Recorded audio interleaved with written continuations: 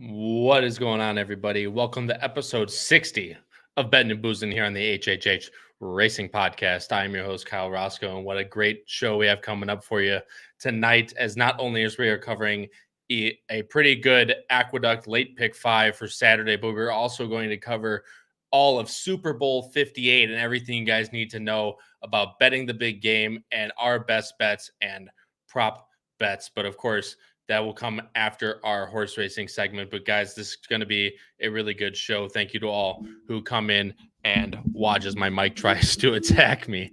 Like I said, you see scrolling on the bottom of the screen, you see my email, bettinandboozin@gmail.com. Please email me with any questions, comments, or concerns. You also see scrolling on the bottom of the screens. Tomorrow is our next show, 8 p.m. Eastern, episode number 331 of Picks and Ponies with Howard, Pete, and Paul, going over the Sam F. Davis, the Kentucky Derby prep for this weekend at Tampa Bay Downs. Looks like a very, very good sequence out there. Be sure to tune in tomorrow. That's Thursday, February 8th at 8 p.m. Eastern. Again, come show your support for them. Not only will every episode of Bettin and Boozin be posted to also our audio platforms, that every single episode that's aired on the HHH Racing Podcast YouTube channel also goes on Apple Podcasts, Spotify, and Anchor. Please be sure to rate, review, and subscribe over there as well if you're more of an audio listener. The Power Picks, guys, still going extremely strong.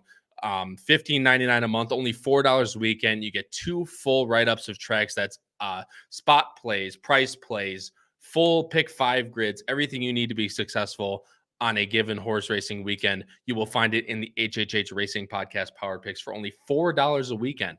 You will not find that much information for that cheap, and not having a positive ROI either. We have over 500 picks now, and we are still well over the even mark on the ROI. Please go to patreon.com/HHH Racing Podcast. Link is also in the description. But guys, the last thing we'll cover before we get right into it is Bettin and Boozin and HHH Racing Podcast merch is coming in the next couple weeks. Be sure to come back to the YouTube channel or follow Howard or myself on Twitter, or go to hhhracingpodcast.com for when that goes up. Provisional is in the next few weeks. So again, keep coming, check back. It's going to be pretty good, guys. We got a lot of good ideas cooking up in the lab, as Charlie would say. But guys, we're not going to waste any more time. We're going to bring on my 2 co-hosts, Charlie and Noah. I'm going to bring on the boss. The boss has something he wants to say real quick before we get started with episode 60 of Bettin and Boozin. I'll bring on the boss first. From Picks and Ponies in the HHH Racing Podcast,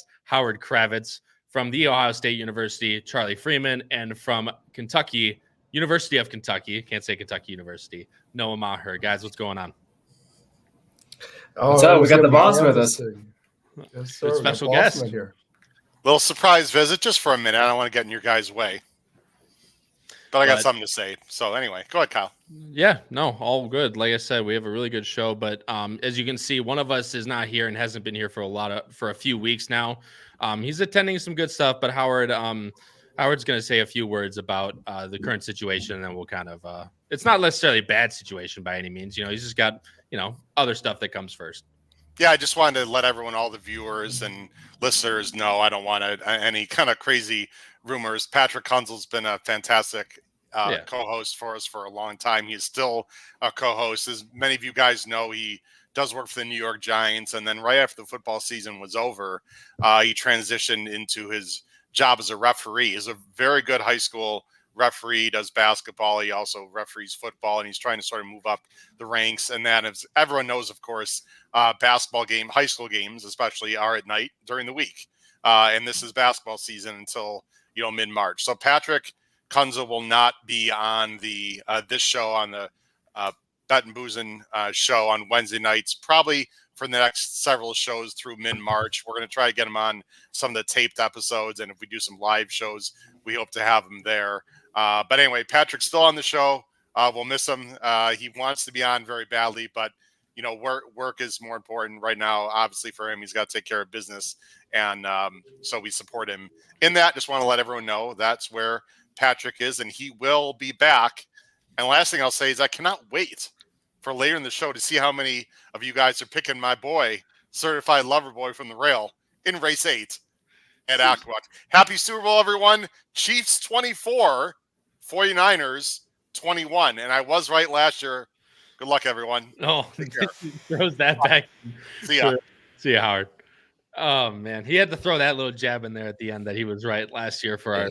We had, of course, our big show on prop bets and the Super Bowl last year. But guys, we're going to cover a little bit of horse racing first, as we are Bettin and Boozin on the HHH Racing Podcast. So we have to cover a good sequence. We're going to cover Aqueduct on February 10th for you guys, of course. But first, we'll get into some comments here.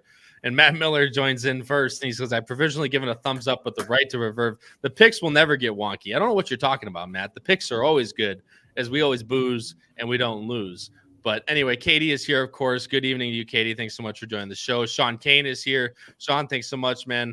Paul is here from South Dakota or North Dakota. God, I can never remember. I think it's North Dakota now I'm thinking about it. But Paul, thanks so much for joining the show. 58 days to opening day, Keeneland. Can't wait. I hope to be there at least one weekend this year, but of course we will get there. Raymond Conley's here, of course. Thanks for joining, Ray. Greatly appreciate it. Matt Miller says the power picks are a no-brainer for everyone. They do pay for themselves. We usually have a few scores a weekend, but these pick fives, they continue to add up, and it's only $4 for a weekend. You want to get in for that.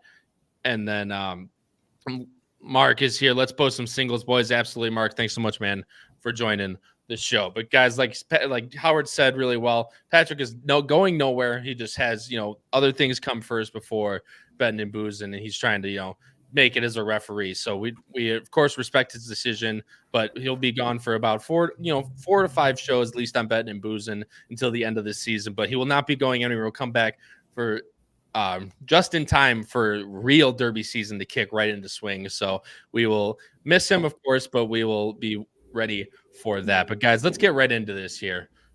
Race number 6 is where the late pick 5 starts at Aqueduct. And these first 2 races are just claiming races. So we will try to spend a little bit less on these, but of course we still will give you their due diligence and our deep dive. But first, let's get into it here.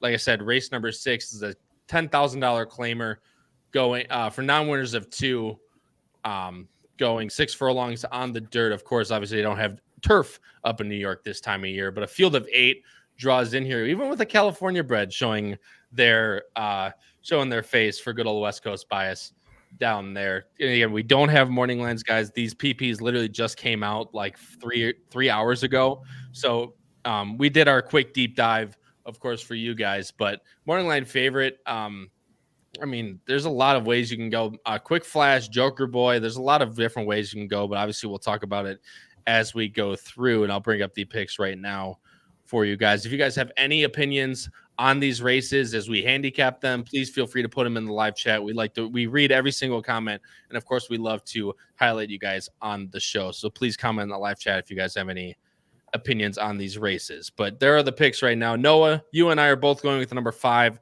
Tommy Gunn, the New York bred for Lascano, and Linda Rice, newly trained by Linda Rice. But Charlie, you are going with the number 6, Quick Flash. Again, another New York bred for Hennig and Dylan Davis. You are the odd man out, so we'll let you go first here. What would you like most about the number 6, Quick Flash?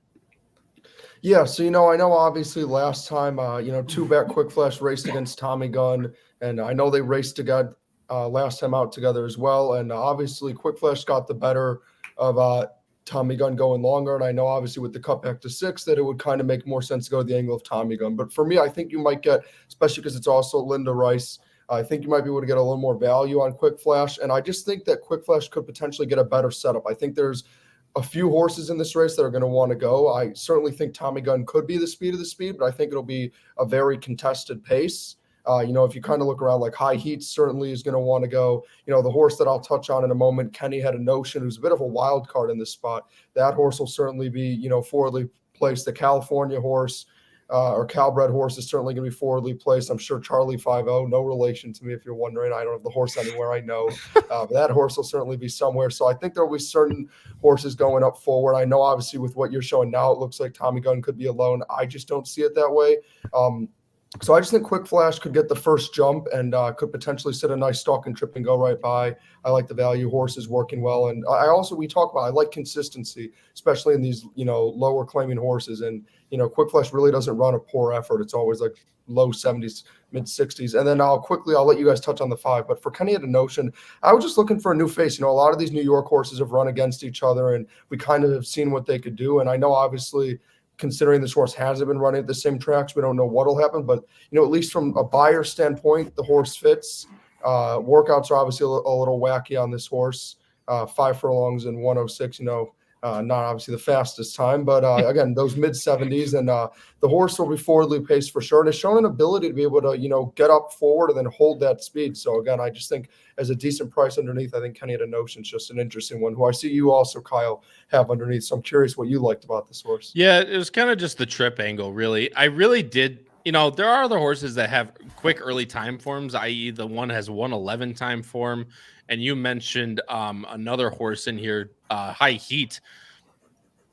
Also is going to go for the lead, but I just don't think they're nearly as fast as Tommy Gun. I mean, these quarters are just 21 and 22 flat, 22 and 4, 22 and 2 are just super fast comparatively to all these other horses. I mean, you see this horse, Kenny had Notions running to Charlestown, and it's 6.5, 23 and 2. This Parks race was a little bit quick, but was not on the lead and faded back. Was on the lead at Charlestown here and went 23 and 2. I'm just not sure that Kenny at a Notion is as fast as Tommy Gun, which is what I saw, but I still respect the trip that this horse is going to get from the rail. Just save all the ground. Does have a bug on, but still dropping a little bit, obviously coming over from Charlestown, but still first time running at that $10,000 claiming level. So you have to respect Kenny at a Notion, I think. Noah, you also have the number 5 Tommy Gun. I mean, for me, Linda Rice off the claim, obviously very good. I can pull up those stats if we really need them, but a horse dropping back down to 10 off the claim for Linda. And the one thing we got to people got to know about Linda is, people think, oh, she claimed it for 25, dropping to 10. That's not a good sign at all. For me, Linda Rice just drops, like she puts the horses where she think they can win. And we saw that at all Saratoga meet this summer, really all Belmont at Aqueduct meet. She's been a little bit colder this meet at Aqueduct, but I think Tommy Gun makes easily the most sense in this race. Yeah, I just thought he was the fastest in the race, plain and simple. You make a good point because normally for handicappers, when you see a trainer claim for 25 and then immediately drop for 10 is not always the best sign. But in a field that's not so great, passing horses comes at a rarity. So I think Lescano is just going to send with Tommy Gun and see if anybody can kind of catch him. And you made a good point. Even though there's good stats with Linda Rice, just the fact that you're switching from such a no-name trainer to Linda Rice, correct? Yeah, just a really big barn improve. Yeah, and also you touch on anything before we move on. You have Prince James in third. Ray Handle horse, good friend of the podcast, of course, with the Delphi Racing Club. This is a horse dropping down again, maybe just looking to return back to this form back here, right? Yeah, that's kind of what I was thinking. If the 5 doesn't really break and maybe a couple of them duel, if Prince James kind of goes back to that form, which actually he showed that form with Ray Handle. Yeah. And then back in November, Handle claimed him back from Potts. He hasn't really, returned to that. But if he shows, any of those numbers that he did kind of early spring, late spring, early summer of last year, where he ran that 78 and 80, it could heat up and he's going to be one coming. I completely agree with you. I could see that happening. I mean, look, these $10,000 claimers, guys, there's not necessarily like a stone set thing that's going to happen. A lot of these horses are wild cards, as Charlie touched on. But at least from what I see, and I think from what Noah sees, I just think if the 5 breaks and gets loose, which by the fractions that the horse has been running, definitely fits in that regard. I'd love Tommy Gun on top. I'm going 5-6-1 in front. Charlie's going 6-1-5, and Noah's going 5-6-2. Guys, before we move on, I'm going to show a comment. I want to give a quick shout out to Marnie Lynn. I don't think I've ever seen that name before, Marnie. Thanks so much for joining the show. Greatly appreciate it. Watching from Phoenix, I'm sure it's a lot warmer than it is outside right here. And God, what I would do for that warm weather. Marnie, thanks so much for joining the show. Greatly appreciate it. Mark brings up a good point. Charlestown split's tough to judge because of track configuration. Considering, that 5 furlong work you pointed out, Charlie, at Charlestown might have been 2 times around the track at Charlestown. So, it's a point taken, Mark, but it's just like coming from Charlestown, where obviously the grade of horses is going to be less than that of Aqueduct. I just think Tommy Gun might be a little quicker out front, but your point's definitely taken considering that bull ring style track, they do have to go around a turn for that first quarter. So definitely worth pointing out. Thanks so much, Mark. All right, race number 7, guys. We're going to move on. Like I said, we're not going to spend too much time on these races. Claiming 14,000 for 7 furlongs for 4-year-olds and up, non-winners of 3, and I'll show the field right now. It's a field of 10, most likely morning line favorite. I mean, like I said, guys, these are a little bit harder to predict. The number 4, Big Save, is definitely one up there.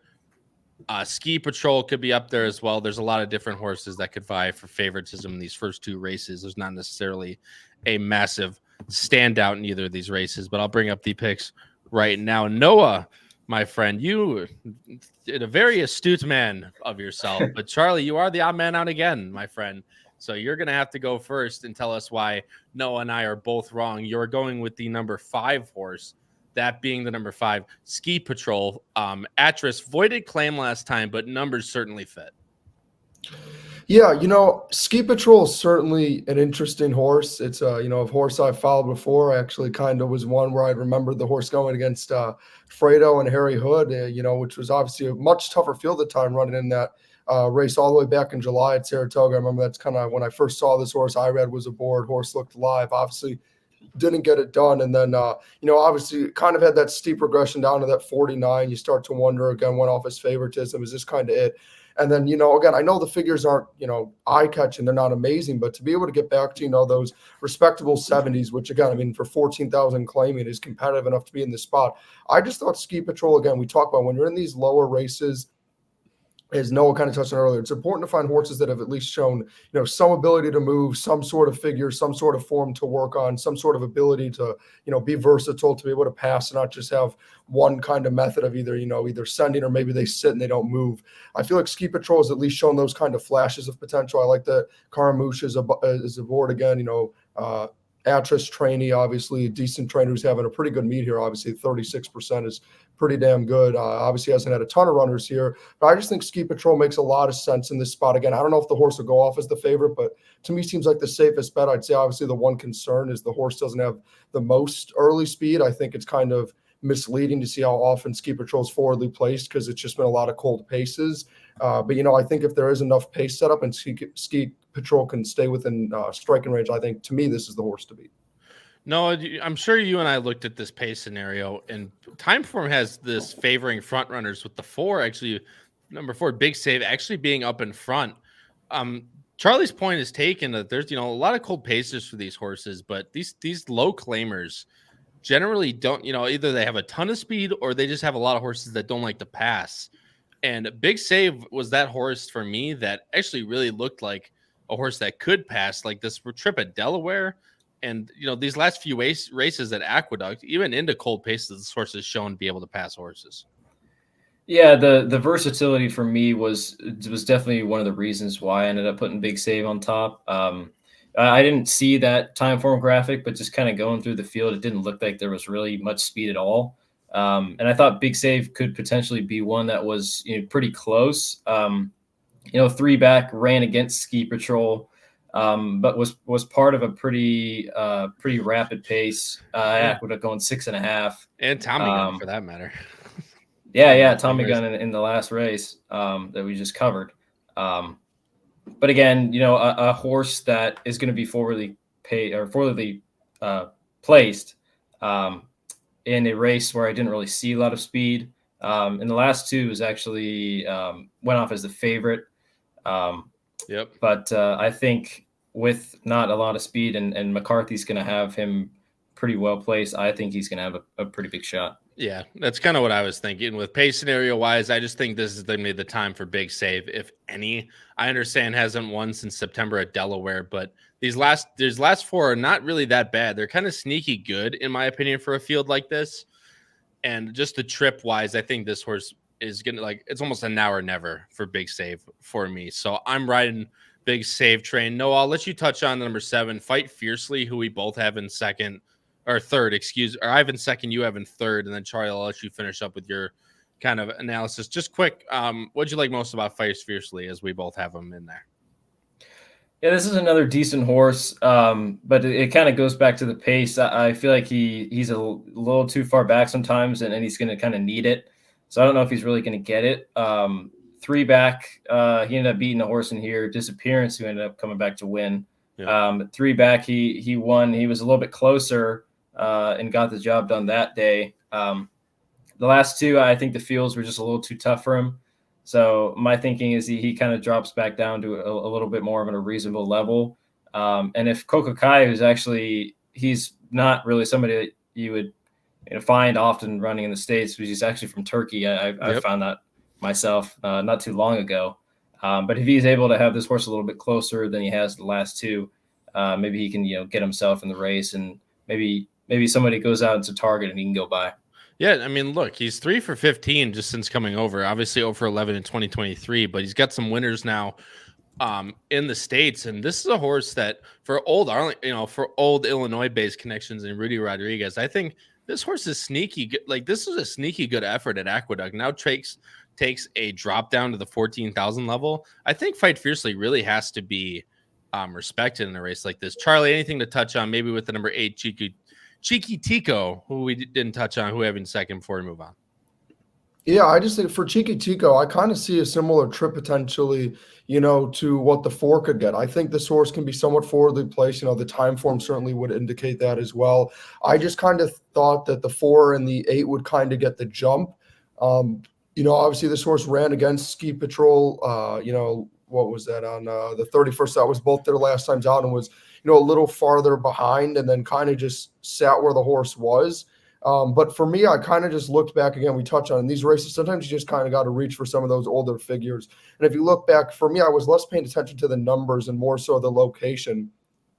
And you see in some of the races, at Aqueduct earlier on, and some of the races at Belmont that this horse has run at a mile, the horse has shown the ability to be more forwardly placed in a race where, again, there just isn't much speed or pace in the race. I just thought if there was any other horse that could kind of do what you guys are saying the 4 could do, I thought it was this 8 horse. And I just thought in case Ski Patrol can't close in time into what probably be a pretty cold pace, you could kind of look for one of those 2 horses up there. And I think you could also get a nice price underneath on the 8 if you think this horse could, finish somewhere in the money. And real quick with the 7, because that was the horse I was thinking about. My angle is kind of like what Noah was saying. My worry is just it's another closer who I just don't think can close to the same ability of Ski Patrol. And for me, I feel like you kind of just, in a race like this where they're slow horses that don't really pass much, you kind of only want to pick one closer in the spot.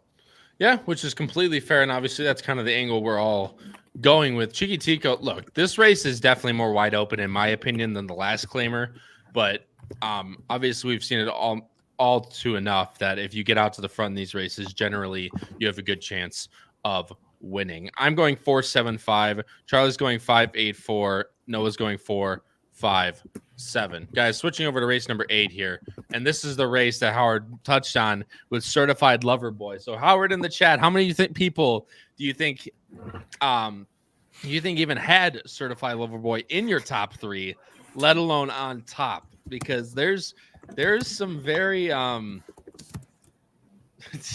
Noah. There are some very different opinions in this race. So put it on the screen right now. I went with Certified Lover Boy on top, and not only because Howard's top pick, I actually think the horse is very, very live, and I'll touch on why. I have 3 completely different horses than anyone on the screen right now. So either I'm going to be completely right or I'm going to be absolutely completely wrong in this race. But Noah, I'll let you go first since Charlie's gone last 2. I'll let you guys touch on your top 3. You guys can talk amongst, obviously, you're going with the number 9, Solo Ridge, as I bring up the Equibase right now. It's a field of 10, $82,000 allowance, which have never won another than maiden, claiming, starter, or state bred. Morning line favorite most likely will be either the number 9 Solo Ridge, number 10 Reserve Currency, or the number 4 Expected Value. Lucency is also one that has a little bit of upside, which I'll touch on, who I have in second. But Charlie, I'll let you go. Or no, I'll let you go first. What'd you like most about Silo Ridge? Well, first, I'm glad that I wasn't the only one that wasn't bullied into putting Certified Lover Boy even in the top 3. So the fact that Charlie did that too, that's just awesome. That's what I'm talking about. Yeah, well, but with Silo Ridge, first out didn't do too much running, but second out popped a really nice number, an 88 didn't get the win, but finished a really good second behind Digitize, who came back and won next time out, and then was off for quite a few months. But Mott brought him back to break the maiden, and he did. It was a short price, but he did it pretty professionally, I thought. And then in the allowance in the N1X last time going a mile, he ran pretty good. I thought, it was a little bit of a weird race. I thought, Certified Lover Boy also coming out of that race, but this horse was 6-1 versus Certified Lover Boy was 22-1. So I think there's still a little bit more upside. Charlie, was that kind of what you were looking at for kind of an angle, or what you were kind of keying in on? Yeah, I mean, obviously, anytime you see a Bill Mott trained horse, you got to pay attention to it. And, a race like this for a horse that has been consistent. And yeah, I just liked, as you were kind of touching on with the upside, I like how, this is a horse that hasn't been, running as much as a lot of these others that, came back off the layoff first time off and wins. And I think that was kind of, an intentional place to put the horse, obviously, to go off. Is such a heavy favorite off that, layoff speaks volumes. I liked, again, you touched on running against horses like Digitize. It's just run against stronger fields, in my opinion. I watched the replay last night of the effort. I remember watching that race live, actually, off air with, the Boss Man and a few others. And, Certified Lover Boy obviously ran huge in that race, all credit. But what I really liked was, this horse had kind of started to, fade back a little bit, but then showed a lot of interest late re-rallying and was just a little too late. And I just think if this horse can stay on and kind of show more of that kick that I've seen in the other efforts, I just think, again, from a upside perspective, a consistency perspective, a competition perspective, I just think this is the safest bet in the race. And again, we touch on upside is so crucial in these kind of races. And I just don't know if there's a horse that, has more upside. And, speaking of upside, I'll move into the other two horses, and I'll let you kind of touch on it, Noah, too, because we have the same top three with the 3 and 4 horses. With the 3, again, I just like that it was a fresh face, hasn't run against anyone else in this field before, has shown some really solid speed. And I liked that, 2 back, the horse showed the ability to actually be able to, sit off, and instead of just kind of show potentially maybe the horse is more of a grindy horse, which is what I kind of initially feared when I watched that race 3 back. The horse showed the ability and, at a decent price at 8-1 to just blow by and go on to win. I just think last time out, a mile and an eighth was just the wrong distance. And too strong of a field. Rocco Strong was just dominant in that race. But I think the 3 is very interesting underneath, and you never know if this horse is able to, get a nice pressing trip, could even win. And then I'd say for me, the biggest wild card in the race is expected value, because this horse has no early speed at all. Obviously, you see it's a fairly expensive horse for this level of competition, and it's a Chad Brown. So with Manny Franco aboard, surely this horse is probably going to take too much money to be a win bet, and probably won't be the most value underneath. But I still, for me, was a horse I had to respect, and I'm curious, especially for this one, what you liked, because I assume this was one that everyone would toss. I just thought the horse didn't break well at all last time. I think there's a decent amount of horses that are going to, be forwardly placed in this race. And I just think with a better break, the horse showed strong interest late. I just think with a cleaner start and a little more early speed, and I think Manny Franco recognized that he needs to make the horse go a little sooner than last time, I think this horse could potentially surprise. Yeah, just the thing for me is it's really hard to close on this Aqueduct track. I mean, if you're not getting a really fast pace. I agree. I thought he had a little trouble at the start, and he was definitely too far back. He was still coming, but just, a little too late. This is another horse that does have some upside. So like you said, a little bit of a wild card, and, Chad Brown's always one to be respected. I had that 4 horse in third, and then I had the 3 in second as well. I just think you kind of touched on it. This is not a 2-turn horse. This 1 mile at Aqueduct seems to suit him pretty well. He kind of got, perfect trips in the last 2, but just the fact that he's going to be forwardly placed, he was on the improve. I kind of like those 2 angles. Look, guys, you guys make some very good points, and maybe I just missed something. I didn't like expected value because of the value I'm sure that I was going to get on this horse. For a horse that really hasn't run the numbers that a lot of other horses have run in this race. And this horse is going to be not even double those prices of those horses, if not less than that. So I went against expected value just for the amount of, I'm sure, odds this horse is going to be at post time. Duke of Gloucester, the 1-turn mile is definitely a good point. This is a race. I really think there's a lot of speed, and Noah points out it's hard to close on this Aqueduct track, but if these horses this 1-turn mile go 22-2, I'd much rather have someone from the middle than a lot of these horses that are going to dash out for the lead, guys. Certified Lover Boy. Like I said, this is a horse that Howard owns with Adelphi Racing, and I'm not just picking this horse on top for, a pity, brownie points or whatever you want to say. This is a horse that not necessarily has liked Aqueduct in the past, but I think there's plenty of good reason why this horse is going to show really good numbers on Saturday. You can see, guys, Timeform projects this race to be a fast pace. You see the 9 is going to be part of that early pace scenario, who both Charlie and Noah have on top. The 3 is going to be close. The 2 is going to be close. The 8 and the 7 here. And Certified Lover Boy is number 1 right here. Still with plenty of tactical speed in his arsenal. This race at Saratoga, guys, was one that Howard watched in person, and we all heard about it. It was a fantastic race from Certified Lover Boy. And I think this last race, guys, even though Siler Ridge was second, I think this race is really sneaky good for Certified Lover Boy. Granted at 22-1, but led this in the stretch by 2 and just wasn't able to sustain the rally late after going through such a quick middle move. These time form numbers, guys. What was the buyer of this last race for Certified Lover Boy? The buyer last race was 79. And the newest thing that we like to talk about on the show is the difference between these speed figures, if you're a speed figure person.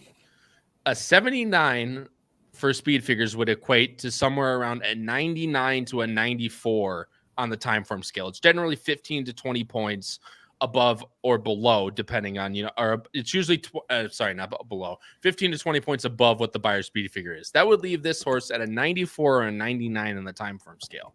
This horse got a 111. Which, if you're doing the math, that's a 91. That's a 91 buyer. So Timeform completely disagrees with Certified Lover Boy's run as compared to the last. Siler Ridge is only 1 above and ran the exact same as Certified Lover Boy in that last race at Aqueduct. And I think that's a big thing when Siler Ridge is going to be 5-2 in this race as compared to Certified Lover Boy, who's going to be in the high singles, if not the even maybe the low double digits, which I don't really see necessarily, but could be. It's going to be up there for sure. I think Certified Lover Boy is going to sit a really nice trip in this spot. Was able to get some really nice position and being able to have a first run on a lot of these other horses that are going to come from the backs, i.e. expected value. And maybe you can just hang on. Like I said, it's going to be a very nice price comparatively, which you're going to need value to kind of step up on in this sequence that could be really chalky, especially with the races coming up. But I just think Certified Lover Boy is a little bit disrespected on the buyer scale, which can then bring in a lot of value on this horse who's going to sit a very nice trip. I went with the number 6, Lucency, a horse that I touched on that has a lot of upside for Dutro, who's obviously done very well since coming back from his hiatus, i.e. his suspension. But I'll switch back to this kind of view. Lucency, this last race, guys, again, just another one that's going to be forwardly placed, but not right up on the pace scenario. That 82 last time out was a very, very good race. I understand it's first time off of the maiden ranks, but working extremely well for Dutro. This horse is very well meant, has a lot of upside. I just think Lucency can really take that next step forward to be as good as a lot of these other horses, i.e. at least double or maybe even triple the price.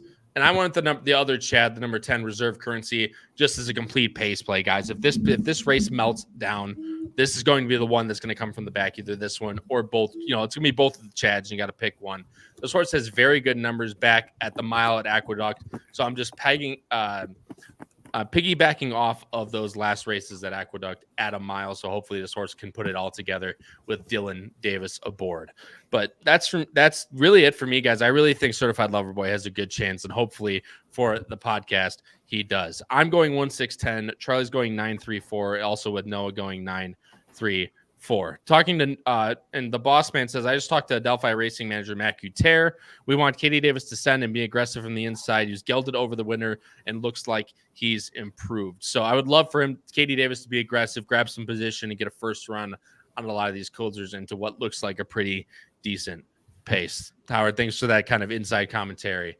Greatly appreciate it. But guys, we're going to move on to race number 9 here, and I'll put the picks up.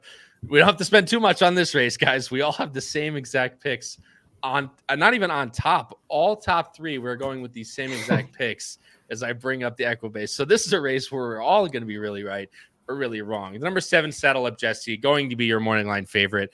I would say 99 out of 100 times, unless something really insane happens. Manny Franco gets the mount for Brittany Russell. Second, we have Movie Moxie going to be your second choice for Linda Rice, and Portage third for Linda Rice and Kendrick Carmouche. Guys, like I said, we're not getting really too cute in this race. Charlie, I'll let you touch on, and then Noah, I'll let you go after. Just go right after him, kind of touch on anything you want to add. Then we'll kind of move on. But this is the feature on the card, guys. This is the Heavenly Prize Invitational. So this is the featured race on the card, but a lot of us, Charlie, see it one way. Yeah, I mean, Saddle Up Jesse, the name seems very familiar. I think maybe there was a Laurel sequence we covered. I don't know if that was the one that got canceled. I just know for a fact there was a sequence we had covered where this horse was also my top pick. I mean, look, Brittany Russell's a fantastic trainer. Obviously, again, more so known for Laurel than obviously in New York, but still just East Coast in general. And Saddle Up Jesse is just continuously improving it. I mean, what Brittany Russell's been able to do with this horse is absolutely tremendous. I mean, you see these figures in the 50s, low 70s, high 60s, and you're thinking this horse can't, be in any sort of stakes race. And then all of a sudden flips the switch once relocated to the home track in Laurel and is just ripping 80 after 80 and going from low 80s to high 80s and just continuing to improve as the competition gets better. It almost seems like this horse, it almost seems like she kind of welcomes the competition and wants it to be as difficult as possible and isn't really afraid. I get that from the time form, seeing a 72 and a 72 wouldn't really get you excited, but I'm not too concerned. I just think this horse always finds a way to sit a great trip. Certainly versatile. If you look kind of earlier in the career, was more forwardly placed. Now is content with sitting like a length behind and then waiting to get the first jump on whoever sends and then going right by. I just think Saddle Up Jesse is significantly more talented than any other horse in this field. I think the figures show it. The current improvement that you keep seeing shows it again. I mean, I think this is a solid race we get to cover with some other decent horses. But for me, again, we sometimes talk about like Caveman, ABC Grid, all that stuff for those who are playing. If you choose to play this pick 5 sequence, for me, I think Saddle Up Jesse is a clear lone A, and I think kind of for me the 6 and 3 were the clear lone Bs for me, and then you kind of just have everyone else. No, I'll let you touch on next. Saddle Up Jesse, and then like I said, we both have Movie Moxie. We all have Movie Moxie and Portage in second and third. Go through kind of your thoughts on all three of them, and I'll give my closing thoughts. We'll move on. Yeah, just the thing with Saddle Up Jesse was last time the question was kind of whether she could get it done outside of the state of Maryland. And she pretty much answered that. I mean, she barely lost to Comparative, who I think came back and won this weekend at Oaklawn, I believe. In the Baiacoa. And those two were much, much better than the rest of the field that day. So I think if she runs an effort, anything close to that, she's most likely going to win this race. And I had Movie Moxie in second, who just based off of figures alone, definitely one that has to be respected. Of course, Les Cano and Linda Rice hit at a really good clip. But just, it feels like when you've got horses that run these big numbers, but you see all those blue numbers, you kind of feel inclined to kind of beat them a little bit. So that's why I kind of went with Saddle Up Jesse instead of Movie Moxie. And then in third, who did I end up going with? Portage. Sorry, just quick handicapping for me. But another horse for Linda Rice, who I think she's I think this horse is better at a mile. I think the 6 furlong race last time was just kind of get one into her, and she was way too far back. She wasn't going to win from there. So I think second off the layoff, she should be fit. She gets back to the right distance, and Carmouche stays on again. So that's kind of the thought I had with Portage. Yeah, I'll give my quick 2 cents, guys. Saddle Up Jesse just looks to sit a very, very good trip in this spot. There's a lot of horses that are going to go towards the lead.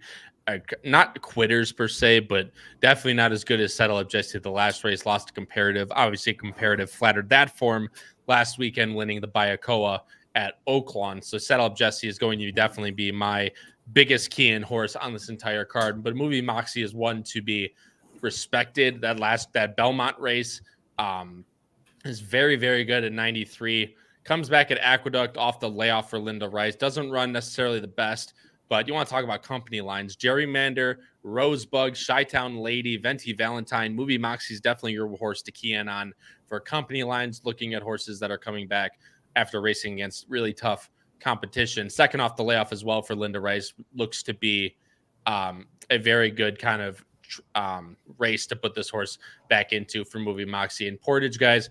Let's not sugarcoat this. This horse is going to run off of 6 days rest, and that's no short feat. But Linda Rice, guys, I want to show these stats real quick.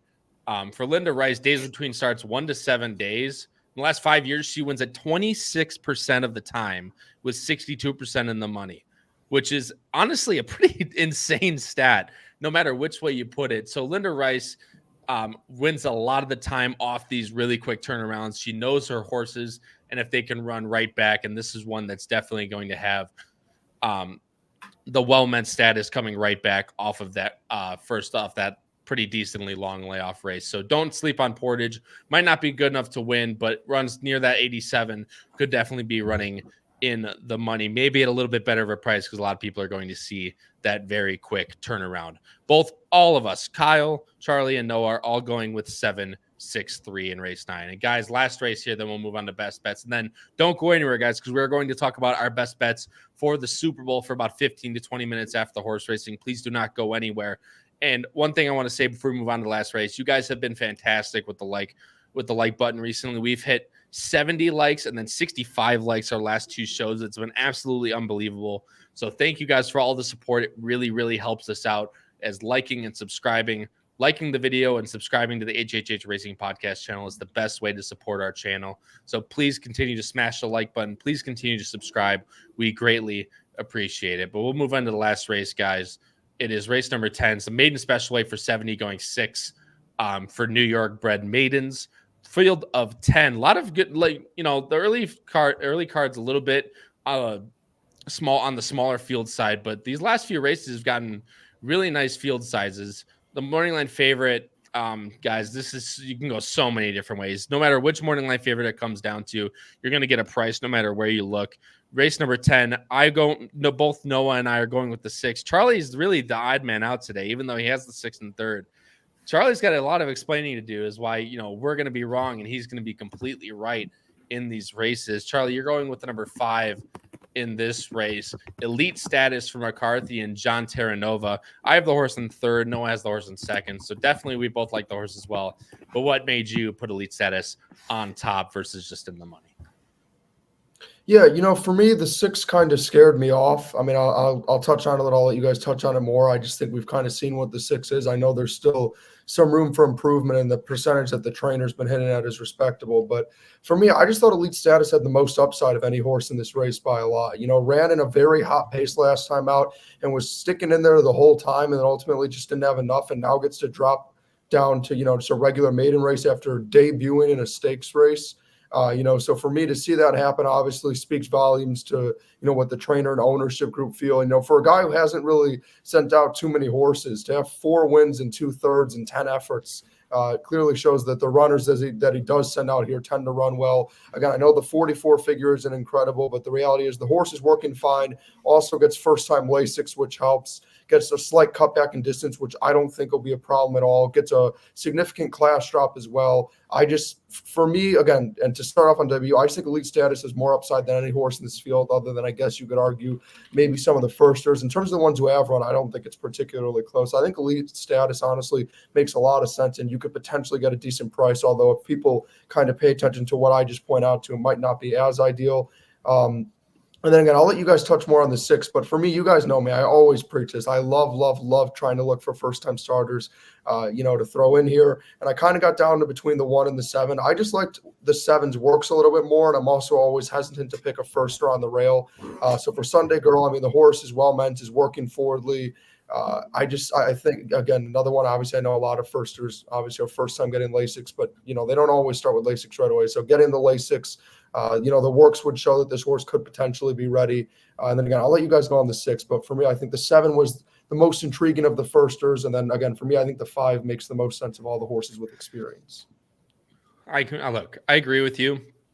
I don't mind, like I said, the 44 buyer is a little slow, but wasn't, the New York Stallion Series race, Noah.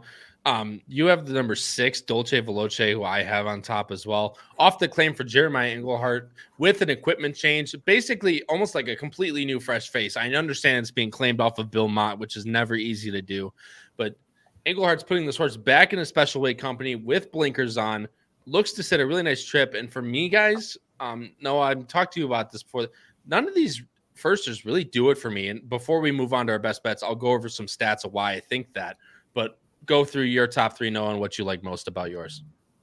Yeah, you were the one that kind of had the poo-poos, or as we like to kind of say, with the firsters and how some of the trainers don't really have very good stats at all. But with Dulce Veloce, I've always, as a handicapper, I've always kind of keyed in on the fact, when a trainer claims a horse and then protects, the first time, especially when the horse has been working well. To me, it just seems like Englehart's kind of found something with this horse.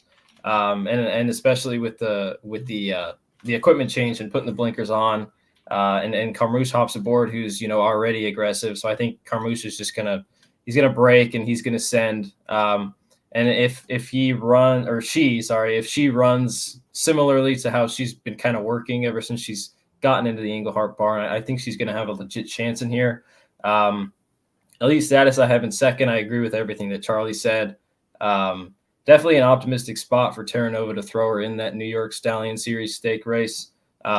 Those New York Stallions are never really the greatest fields in the world, but she ran half decent. I mean, she's had a decent trip, but in terms of fields, that field is probably a lot better than this one today. And then I ended up going with the two who talk about a money burner. I mean, she was pretty well meant for Bill Mott. She's run some decent numbers in the past, but she just does not like to get her picture taken. And last time, I wasn't really a huge fan of that race.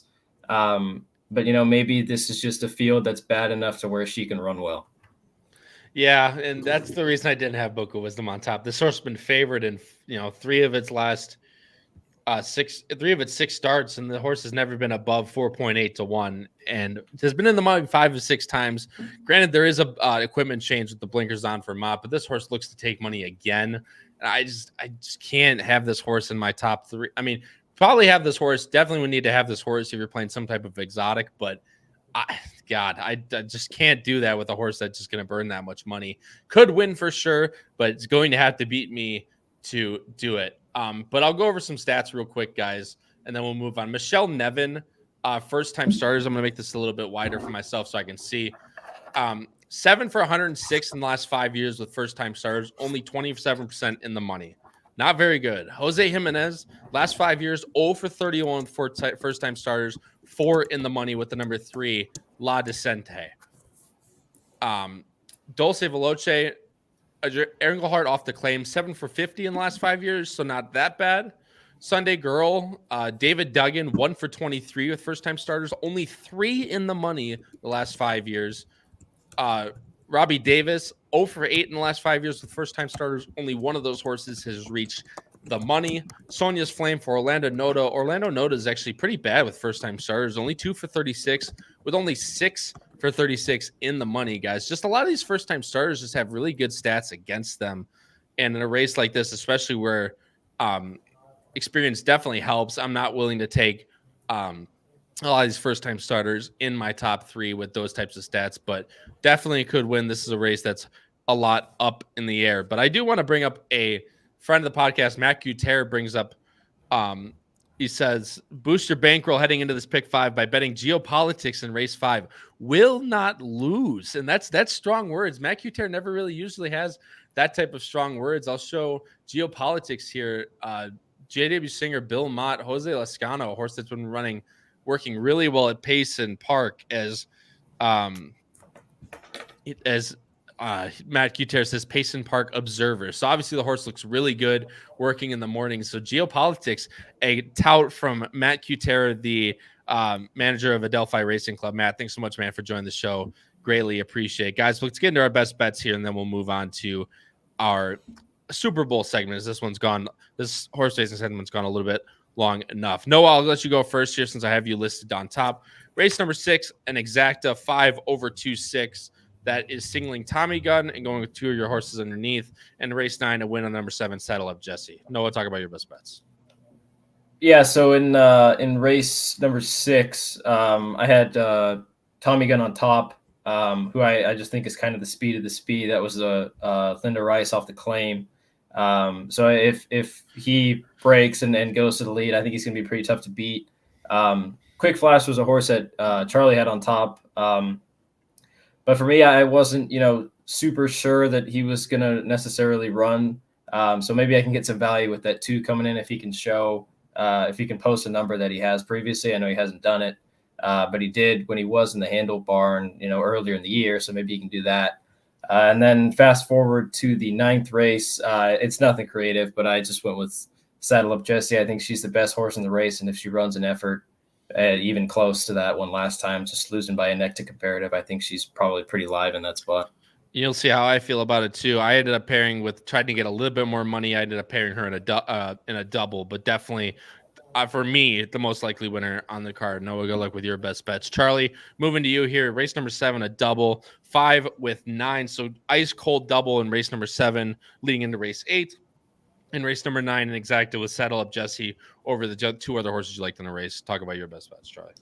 Yeah, so I'll start out with that one, kind of just building off what Noah was talking about. I think Saddle Up Jessie is arguably the most likely winner in the sequencer cover, and even though it is obviously the highlight race, so in theory, those races could be more predictable because they're so talented. But sometimes I think the better horses are kind of easier to figure out because you kind of know what you get, and there is a little less kind of the wild aspect of a bunch of horses, that show nothing and then one freaks. So I think Saddle Up Jessie is the most likely winner. We all had 7, 6, 3. I just think it comes down to moving Moxie and Portage for who's going to come in underneath. And again, if you're looking for some value, I think Saddle Up Jessie will probably be, to me, 2 to 1 or less would be my personal guess. Maybe I'm seeing it wrong, but I personally would rather try to find a little more value. So that's where I went with my exactas, especially because, we talked about this before. If you kind of feel strong about 1 or 2 other horses underneath, you can still make a good profit without having to spread yourself out too far. And then, for my double, trying to take a little bit of a risk here. I know it's kind of scary with these cheaper races, but I think Ski Patrol, it's not by any means any sort of must-win spot, but it just kind of feels like a weak enough field compared to some of the fields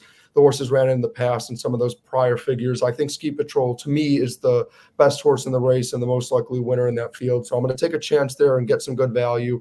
And again, didn't want to spread too far because I'm just trying to save value really and, not take too much risk up. So for me, I Noah and I were both on the 9. Again, just the Bill Mott horse, the horse with not as much experience as some of these others that's been ultra consistent. I just think, again, the safest bet, and I think could get a really nice trip, just sitting on the outside, come over, sit just off whoever's on the lead, and then go by for the win. And, we kind of touched on at Aqueduct how in some of these races, it's not so easy to pass. Yeah, no, completely. I love it all. Good luck with your best bets, Charlie. I went a little bit different, but pretty much the same way. As I said, I really love Tommy Gun on top. I think pace scenario just really helps out that horse on top, especially off the claim for Linda Rice. My best win bet of the day will be on the number 5, Tommy Gun, hopefully getting somewhere above 5 to 2, maybe like 5 to 2, 3 to 1, somewhere in that range. Race number 9, guys. Apparently refused to put it, but I am going with the double. I am using Certified Lover Boy in my double, and I'm also using Lucency. I just think both of the Certified Lover Boy has some really sneaky good efforts and could set a really nice trip. Lucency has a lot of upside going forward off of coming out of those maiden ranks. I just think Lucency for Dutch Road makes a whole lot of sense with Certified Lover Boy for the same type of reason, for the same type of trip, and pairing it with my most likely winner on the entire card, Saddle Up Jessie. I think the value, Noah, is just going to be a little too low for me to play on a win bet, but these doubles definitely look to pay somewhere in the high singles or maybe low double digits to 1. So that's going to be my best bets for Saturday at Aqueduct. But guys, don't go anywhere as we are going to cover the Super Bowl and our best bets for the Super Bowl for the next 10 to 15 minutes. So please don't go anywhere. We're going to have some really good information for you guys going forward, but that will end our horse racing segment for the late pick 5 at Aqueduct on Saturday, February 10th. But like I said, guys, thanks so much for joining us. We greatly appreciate it. And Mark, that is a great point. Our good friends at Hawthorne Racecourse, great friends of the podcast, bringing back the Illinois Derby this year.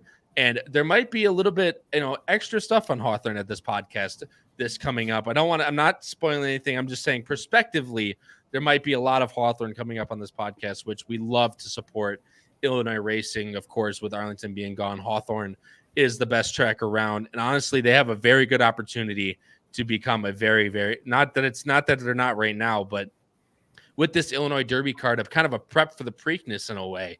You can have a lot of good horses coming over for that. But guys, thanks so much, Mark, for joining the show, man. Greatly appreciate it. But let's get into the Super Bowl, guys. I'm not going to say no one expected the Chiefs to be here because that's a little bit naive because they're the Kansas City Chiefs. Love them or hate them. A lot of people hate them. I don't necessarily like them by any means, but they show up again here. San Francisco favored by 2.5.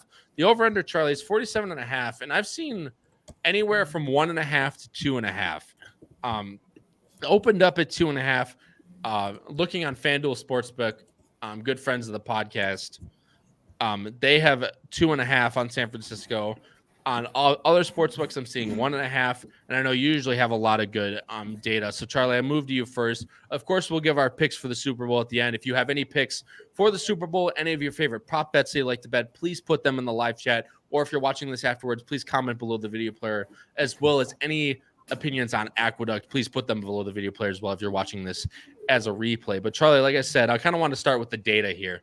And where I'm sure you have something on where the smarts, as we call them around here, where the money's going and where the lines kind of move. I'm interested to hear what you have to say. Yeah, so actually, surprisingly to me, from what I've seen in the past, normally in these over-unders, because, in the Super Bowl is where you tend to get a lot of casual bettors, and, a lot of people like to see points. So usually you see a ton of people on the over, but surprisingly, the public's been very disciplined. When I last looked, it was 53% of the public is on the over, 47% was on the under, and it hasn't moved. So, the sharps don't really kind of have an angle either way. The public isn't sort of getting aggressive. Now, I will say we are still, I know we're kind of close, but we're not that close yet. So to me, my expectation is that we're going to start to see it kind of get closer to 60%, maybe the low 60s% of the public's going to be on the over, because that's just kind of, again, how it works with casual bettors is people love to see points, so people naturally are going to root for the over. So that's something I would pay attention to where, if you are trying to bet the over under, pay attention when you get closer up, because if it stays at this rate and more people are betting the over, then that would kind of show the sharps are kind of betting the under. But right now, it's certainly too early. However, I will say from a spread perspective and a money line perspective, the sharps have kind of been with the public actually on Kansas City, because from what I'm seeing, it opened at plus 2.5 at most sports books. A lot of them actually are now down to plus 2. I know when I looked on FanDuel, I think it was at plus 2.5, but that the juice is indicating that it's about to move to plus 2 on Kansas City. And so I last saw it was in like the high 60s is the percent of the public bet in Kansas City. But the money's also going there too. And usually, unless it's like in the high 70s or 80s, the public can't affect it enough. That means the sharps are affecting it too. So early on, from a spread perspective, they're back in Kansas City. And from a money line perspective, hasn't moved much. But Kansas City did move from plus 120 to plus 110, despite public being at 65%, where again, as we talked about, even though it is still majority public, since the public aren't usually big bettors, if it's in like that 60 range, it's not usually enough to make a difference. So that usually would mean it's actually the sharps doing it. So sharps are on Kansas City. And, Bossman talked about how he predicted it right last year. I will say I believe, the other one who had Kansas City here last year against Philly. I made it very clear that as much as I respect that Philly team and they were more well-rounded, I didn't want to bet against Mahomes. And the sharps were on Kansas City last year too, and they're on them again. Again, I won't go to my Super Bowl pick yet. I kind of want to let you guys talk, and I'll finish with that. My bets, just wanted to tell you as you were talking about what the early money and sharps are kind of indicating. So, that's kind of where it is so far. That would kind of be my overview on that. No, and that's a great place to start is, where are people kind of looking? Because obviously everyone loves to watch the Super Bowl game, but we're here to make some damn money on this Super Bowl. And Jim says to stay away from non-skill bets like the coin toss, Jim. There's not no skill involved. I'm 4 for 4 in the last 4 years, Jim. It's a completely skill bet. Everyone should play. No, I'm just kidding. But if you play it, take the opposite of me so I get a better price. Either way, Noah, I'm going to go to you next. Jim brings up a good point here. He says KC is the play. The reason San Francisco is favored is that the books are on the hook for a substantial future, where San Francisco is 10-1. They want more on Kansas City to offset the potential payoff, which is definitely a possibility, but I think they're looking at this straight up. And Charlie, I looked at the live right now, and it's plus 110 money line, like you said, for Kansas City, minus 115 for plus 2.5, and minus 105 for minus 2.5. So there's definitely a little bit more money towards the plus right now, but obviously San Francisco does own the field goal hook, minus 2.5. No, I'll kind of get your opening thoughts on this game. Then we'll move on to kind of our favorite bets for the Super Bowl. Then we'll wrap up with our picks. Yeah, I think it should be a really good game. I think it's, two teams that, have played well. Chiefs definitely are on fire coming into this game. The 49ers have been a little bit skeptical at times in some of these games, but they've made it here. And I think they're going to kind of put their best foot forward in this game. I'm most of I'm not really like a sports bettor as much as I am a horse bettor. But we'll get to it. I actually did some research and I have a couple of prop bets that I like. Good. So I hope you guys are interested to hear what I have to say. You bet people better be, because if they don't listen up, they're not going to make as much money as they would have normally. But Matt Miller brings up another good point. If you're leaning towards, if you're leaning towards Kansas City, why wouldn't you pair it up with something like this? Like, Mahomes 200 yards, you'll probably need a little bit more than that, but the point's still there. Mahomes for passing yards, Pacheco touchdown, Kelsey 5 receptions. But these things basically require them, are required in order for KC to win. So if you like them to win, I feel like, you can obviously place your big wager if you just like them, at the +2.5 bet or straight up money line. But even, being the Super Bowl, everyone loves to throw a little bit of parlays in there. A lot of stuff like this can kind of increase a little bit more value, because if Kansas City is going to win, like Matt brings up, you kind of need these things to kind of snowball in order for Kansas City to beat a very good San Francisco team. No, that's absolutely a reasonable angle. And I think kind of what Matt touched on, I think it's actually kind of easier to formulate it for a team like Kansas City, where I don't want to say they're one-dimensional, but I would say they maybe aren't as talented of a team and don't have as many weapons. So it's a lot more straightforward who they're going to have to rely on than a team like San Francisco, who's a lot more well-built. And again, I think the reason this is such a tough game is I do think San Francisco is the better team, but it's also Mahomes. I mean, this feels so much like last year's game. Yeah. The reality is Philly did have the better team. I think anybody coming into it would say that. I remember that when I got a little bit of crap for picking Kansas City to win it last year, that's what everybody kept pointing out to me, is that, but Philly has them in this angle, and they have them in the trenches. They have them here. They have them there. Like, Kansas City just has Mahomes. That's not going to be enough to win. And I hear that. And I'll be honest, I've been, someone kind of hating on the Chiefs, from the jump. I think this is their least talented team that they've had.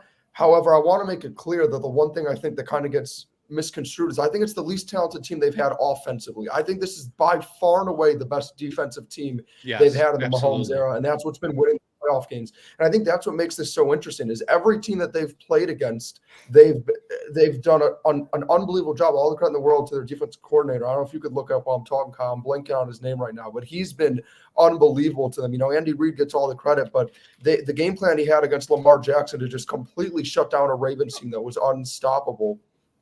I think their defense has been so elite. They have one of the youngest defenses in the league as well. It's like Steve Spagnuolo. Yeah. He's been what he's done with that young defense. And again, it's also one of the youngest defenses in the league and already made him one of the best. Is just unbelievable. And that's really what's been carrying some lackluster offensive performances. I mean, they beat the Ravens. What was it? 17-7. Like, they weren't really scoring. I mean, you look in the Buffalo game, that was the only game their offense really went off. Even in the Miami game, granted it was a weather game, but like, their offense really wasn't rolling. It was just kind of mistakes by Tua and them refusing to run the football that helped them run away. I do think the San Francisco team is ultra talented. They've struggled in the playoffs. They struggled against Green Bay. They let Detroit get up on them huge early. I just think this is such a tough game to figure out for me, because I trust San Francisco more than I trusted Philly last year. I just never really trusted Philly, to be honest with you. But at the same time, the way they've played in the playoffs doesn't translate to how they were in the regular season. I mean, outside of the Ravens game, I thought it was very clear the Niners were the team to beat. And then in the playoffs, I get the Packers were playing unreal football down the stretch. But for me, this is a really tough game. Honestly, I think if I am to play this game, I would more so play the prop bets that I'll give out in a moment after you guys give your picks than really a certain spread, because I just don't have a strong feeling. As much as I believe in Mahomes, I believed in him last year because I thought their offense could kind of carry them. But I feel like this year it's going to need to be the defense to carry them, and I don't know how much I trust that to happen. Well, and the other thing is, Charlie, you brought up a really good point about the Chiefs' defense. And Steve Spagnuolo, for those of you that don't know, this isn't his first rodeo by any means. Remember that Giants team that absolutely destroyed the New England Patriots in the Super Bowl based on defense? Who was the coordinator? Steve Spagnuolo. It's his sixth Super Bowl as a coordinator, and he's looking for his fourth, I believe, his fourth Super Bowl win. So this is not his first rodeo, and with a very, very good Chiefs defense, he's really been able to turn this defense around. And as Charlie said, this is definitely not the best offense we've seen in the Mahomes Chiefs era. but it definitely is the best defense, and that's the thing that's I think is going to take them, to new heights in the Super Bowl. Whether it's for them to win or lose, that's obviously up for debate. But I think the defense is going to be the big thing for them. No, I'll go to you first since, like you said, you did a little bit of research on these prop bets. I did. I sure hope you did, because obviously we come prepared for these damn podcasts. We don't willy-nilly off the cuff these things, but let's see. We'll go props, and like I said, we'll give our picks for the game. Then we'll end the show. But Noah, go ahead. What props bets are you kind of thinking on in this game? Yeah, so the first one that I had, it kind of contradicts what I think, because I think I'd like San Francisco to win the game. I think when both teams are playing their best, I think San Francisco is the better team. He's giving out his picks already. It's over. But I have to mention that because my first is actually, I think the Chiefs will have the lead at halftime. I think the difference in playoff and experience between Purdy and Mahomes is huge. And I think it might take Purdy a possession or two to kind of, get into his groove. And it seems like kind of throughout the season in these playoffs, the Niners have kind of been a team that, they make adjustments at half based off of what's happened in the first half. And they do that really well. So that would be my first one.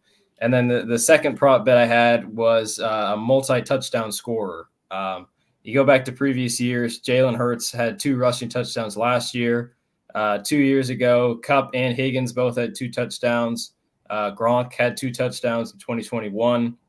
Darren Williams had 2 touchdowns in the COVID year. And then going back to 2017, the 28-3 year, James White had 2 touchdowns. Granted, that game did go to overtime. But I just think, on both sides of the ball for San Francisco, you got, McCaffrey and Ayuk and Samuel and Kittle. And then for the Chiefs, you got Pacheco and Kelsey. I just think there's tons of weapons on both sides for each offense. And it really would not shock me if there was somebody from each one of the teams that scored twice in the Super Bowl. Yeah. And look, I love it. And there's a few things that I liked, kind of off the cuff that you liked. I've been looking up a few stats that I can give out to you guys. But Charlie, like I said, you're another one that likes to bet the props. And like I said, Matt Miller brought up a really good point of how you kind of feel about the game. What'd you like most kind of in your prop bet range? Oh boy, yeah. So for me, I actually decided to go above and beyond for the public because it's for our fans, because it's the Super Bowl. So I actually have 10 props listed, and basically the angle I try to do is to bet it based off of like what I would do, but also understanding that we kind of talk about this in horse racing for like what you feel comfortable betting. So I kind of decided to go with different ranges. So I'm starting with my safer bets, the ones that are maybe slight favorites or slight plus value, all the way up to some crazy long shot ones. Just so again, you can kind of balance your bankroll however you want, but kind of give you different opportunities depending on how risky you are. So starting out with the ones that are, the least value, but for me, my safer plays, 2 bets that are minus 122 right now. And by the way, for everyone at home watching, I'm basing everything off of FanDuel. I have Deebo Samuel and Christian McCaffrey both over 4.5 receptions. I think the reality is, I think this will be a really close game. And if the Niners want to stay competitive, Deebo's the biggest wild card in that offense. I think they're going to have to get him involved early and often in the screens and the deep balls, just every single way possible. I think if they want to be successful, he needs the ball a lot. And I think a big thing to emphasize here is it feels like to me, in the pass catching game is where you can find more value on Niners players because they have a lot of weapons and because they kind of respect the run game more in terms of McCaffrey from a bettor's perspective. And in the run game is where you can find more value for the Chiefs because they kind of overvalue Mahomes and Kelsey. So for me, I'm going with those 2. I think McCaffrey will get some screens. I think he's going to have to get a bunch of passes. And I think for a Chiefs team that's so aggressive defensively, there are going to be plenty of plays where you can find both Deebo and McCaffrey underneath. And I think it's safer to go for guys like that than a guy like Ayuk, who's going to be more of a deep ball guy. So I love both of them. Over 4.5 receptions each are at minus 122. I have George Kittle at 60 plus receiving yards at plus 142. Again, I just think he shows up in the biggest games. And again, I think he's going to be a guy who's going to be a constant red zone threat. I think he's a very tough mismatch for the Chiefs to cover. And I know they've been battling with some injuries in their linebacking room. Again, I don't know for sure. I'd have to check what the injury report is now, but I remember during the Ravens game, they had 2 of their starting linebackers go down, and that's usually who gets stuck on the tight ends or a smaller sized corner. So I think Kittle could have a big game.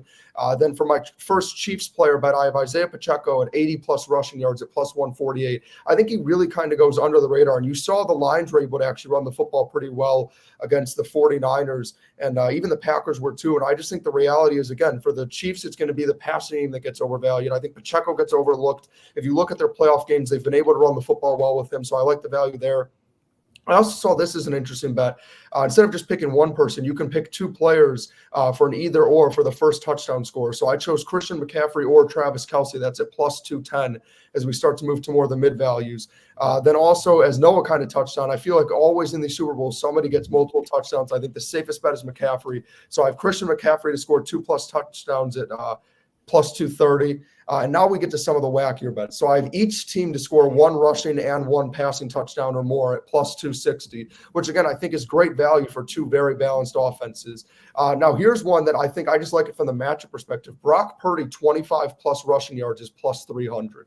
And I love the value there because you saw in the Lions game, he had to run for his life a lot. And again, Kansas City, a team that likes to be aggressive. They like to blitz. They like to get after the quarterback. I think he's going to be forced to run a lot, and there's a ton of value on him running the football. I think he's an underrated mobile quarterback. So I think he could absolutely break out a few runs to get him there. And now we get into the really long ones. Brock Purdy and Mahomes to both have 25+ completions is plus 500. Why not? I think it's very possible for two very accurate quarterbacks to kind of mix in some long and shorter passes. And then for the longest shot of them all, at plus 2,600, that's right, 26-1. Each team to score 1+ touchdown and 1+ field goal in each half. I don't think that's that crazy. I really don't. For each team, that was 1+ field goal in each half? Yeah, 1+ touchdown and 1+ field goal in each half for both teams. I don't think that's that ridiculous to say. I really don't. At plus 20, at 26-1, I think it's very possible. So those are all my Super Bowl bets, folks. If you had trouble keeping up with them, I'm also going to post them on Twitter. Fantastic. My best bet is Charlie. That's way more than that. But yeah, like minus 650. I was going to say that might be minus 150. You might have to put the mortgage, get two mortgages out of it. Jeez. Oh my god. Anyway, it's just fine. We're all fucking with Charlie. It's a lot of fun. Anyway, I have two. I gave my two best prop bets for there's one reason that the Chiefs are going to win this game, and there's one kind of not a big glaring hole, but there's a really good hole in the San Francisco defense that Kansas City is going to exploit. Tight end defense. San Francisco ranked 19th this year in tight end defense with a guy like Mahomes and Kelce, where they have two very good. They don't.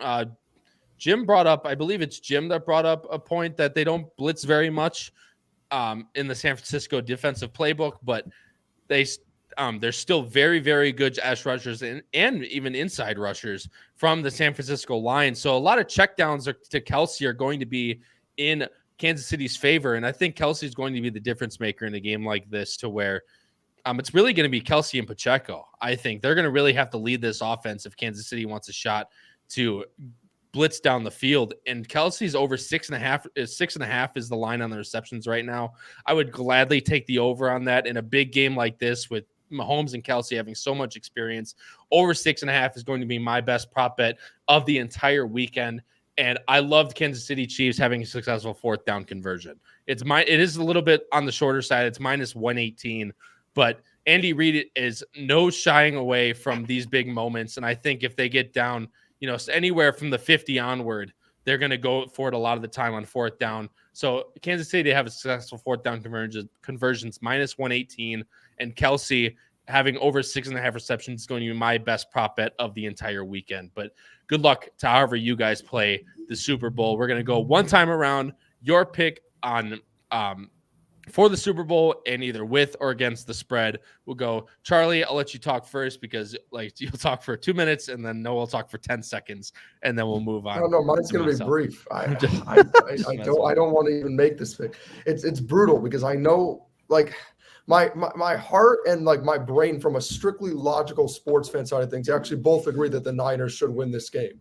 But the problem is, again, I said the same thing last year and I was right that there's just the Mahomes factor, and the reality is he makes all these clutch plays and it's just impossible. And if you look at it, other than the Tampa Bay game where his O-line just let him down and he got assaulted on live TV for the whole game, which can't lie, was kind of funny to watch. But he always finds a way to win. And the problem is I've been against him all year. And I've been wrong. So, maybe if I pick them now, they'll lose. So I'm going to pick Kansas and the Queen City. is going to be there.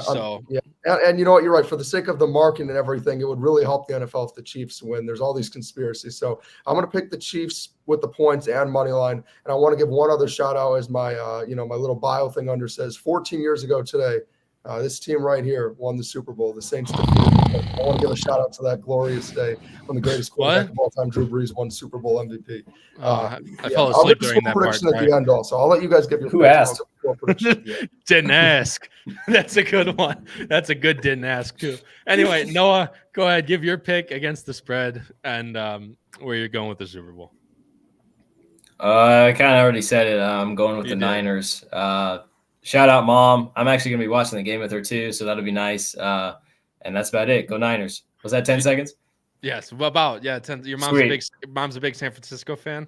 Yeah. She's from the Bay Area, and her and her dad, my grandpa, they're huge Niner fans. So awesome. Shout out them. Well, a little bit of skin in the game, as they say. So like I said, good luck with you guys. But I've been really high on the Niners all year, guys. But this just, like we talked about it, this just seems like a game that screams Mahomes is going to take control. And I understand. My thing is, I really think Brock Purdy is going to have a good game. I really don't think all these people saying he's going to crack under the pressure. There's so much Brock Purdy hate out there for a guy, granted, in a very good system, but for a guy that's doing it that well to be absolutely talked about like he's doing it horrible. Like, I don't understand, but I don't understand the massive Brock Purdy hate, but I am going to lean Kansas City with the points as well as money line. I'm going to go. Let's see. What are my squares? I think I have 9 and 7. So let's see. What is going to be like the most like typical thing that would be 9 and 7? We'll go. I'm not going to. I was going to say like 49, 47. Yeah, I know. 9 sucks. Hopefully just the first quarter ends 9-7 and I can cash out $250 and call it a day. That's my hope. But I'm going to go Kansas City. I'm going to say they're going to kick a decent amount of field goals against that team. I'm going to say 30-21. Kansas City. I think that's going to be my most likely win, but I can't see. I don't see my hair. I don't see. No, what's your score prediction? Losing. Score prediction? I'd go San Francisco 27, Chiefs 17. Wow, defense. Okay, I'm gonna go defense. I'm gonna go Chiefs 27, Niners 23. That's gonna be my official prediction. I love it, man. Plus 2 beers. I think it's my third one already this show, so I'm here with you, Mark. I get it. Matt Miller loves Kelsey as well. Will the Queen be there? Absolutely. Taylor Swift will be there. I think she's flying like the night before from like someone was like tracking the flights. Ridiculous. Absolutely. Well, yeah, and that's I'm not getting into that right now. That's a whole different thing. Mark says 24-27 Kansas City. Howard says 24-21 Kansas City. Racing Downwind says 27-20 San Francisco. There's a lot of thanks, guys, for all the great chat today. It's been absolutely appreciated. And Dub Bears won the Super Bowl 28 years ago today, and we're in the Super Bowl 18 years ago today and lost to the GOAT, Peyton Manning. But either way, guys, that is going to end our episode number 60 of Bettin and Boozin here on the HHH Racing Podcast, covering Aqueduct and Super Bowl 58 and our best bets for the entire weekend. But it was an absolutely fun episode. Like I said, thanks, guys, for everyone who tuned in. If you guys have any opinions, if you guys are watching this on a replay, please comment them below the video player. We read every single one. And please smash that like button. We greatly appreciate it for all the support we've had previously. And let's get over 50 likes again. For my co-hosts, Charlie Freeman and Noah Maher, this has been your host, Kyle Roscoe, in episode 60 of Bettin and Boozin, covering Aqueduct and Super Bowl 58. Until next time, guys, crush those bets, win those photos, and stay safe, everybody. Have a great night.